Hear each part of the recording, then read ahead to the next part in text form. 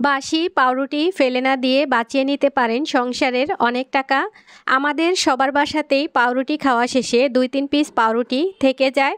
পাউরুটির সাইডের 2 পিস কেউ খেতে চায় না। আবার পাউরুটি দিয়ে ডেজার্ট আইটেম তৈরি করার পর পাউরুটির সাইডের অংশগুলো কেটে বাদ দিতে হয়। এগুলো ফেলে না দিয়ে যদি এই মূল্যবান জিনিসটি আপনি বানিয়ে নেন, বাঁচবে আপনার সংসারের অনেক টাকা। আজকের মূল্যবান রেসিপিটি তৈরি করার জন্য এখানে আমি নিয়েছি কয়েক পিস পাউরুটি আর পাউরুটির সাইডের অংশগুলো। তো অবশ্যই কিন্তু পাউরুটির এক্সপায়ার ডেট থাকতে হবে, তাহলেই আপনি এগুলো দিয়ে এই মূল্যবান জিনিসটা বানিয়ে নেবেন। তা না হলে টাকা বাঁচাতে গিয়ে কিন্তু আপনার টাকা আরও শেষ হয়ে যাবে। পাউরুটির সাইডের অংশগুলো একটা মিক্সার গ্রাইন্ডারে নিয়ে নিচ্ছি। তো মিক্সার গ্রাইন্ডারের ঢাকনাটা আটকে আমি এখন গ্রাইন্ড করে নিব। এখন আমি মেশিনটা অন করে নিচ্ছি। অন করে নেওয়ার পর প্রথম একদম লো স্পিডে আমি কয়েক সেকেন্ডের জন্য গ্রাইন্ড করে নিব। তো একেবারে ভর্তি করে দিলে কিন্তু গ্রাইন্ড করা যাবে না।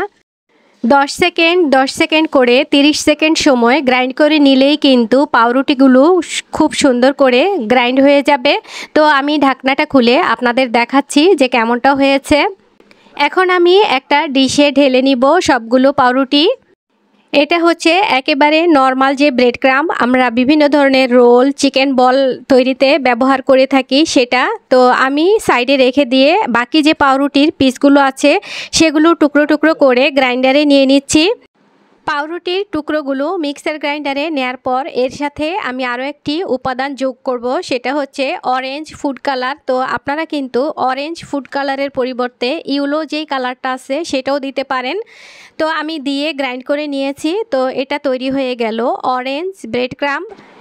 ব্রেডগুলো গ্রাইন্ড করে নেওয়ার পর 2 কালারের ব্রেড ক্রাম্ব আমি 2টা বড় বড় প্লেটে নিয়ে নিচ্ছি। প্লেটে নিয়ে নেওয়ার পর আরও কিন্তু প্রসেস আছে। তো প্রসেসগুলো আমি আপনাদেরকে বলে দিব। 1 নাম্বার প্রসেস হচ্ছে আপনি যদি এখন সাথে সাথে ইউজ করতে চান তো এভাবে ইউজ করতে পারবেন বিভিন্ন ধরনের রেসিপিতে। দ্বিতীয় প্রসেস হচ্ছে চুলাতে ফ্রাই প্যান হাই হিটে গরম করে নিতে হবে। তারপর একদম লো আঁচে করে তারপর ব্রেড ক্রাম্ব দেওয়ার পর নেড়ে চেড়ে 10 থেকে 15 মিনিট ভেজে ঠান্ডা করে তারপর আপনি যে কোনো রেসিপিতে ইউজ করতে পারবেন।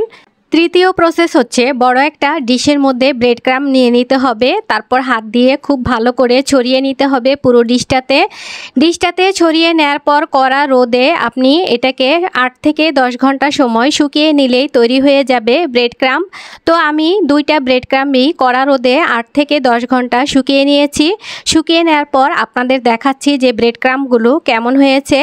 আর এই ব্রেড ক্রাম্ব তৈরি করে নেওয়ার পর যে কোনো এয়ারটাইট অথবা জিপলক ব্যাগে করে আপনি কিন্তু এটাকে সর্বোচ্চ 1 মাস সংরক্ষণ করতে পারবেন।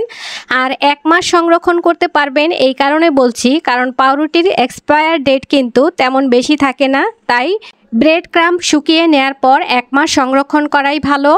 তো আপনারা দেখলেন তো ফেলে দেয়া পাউরুটি দিয়ে তৈরি হয়ে গেল কত মূল্যবান ব্রেড ক্রাম্ব।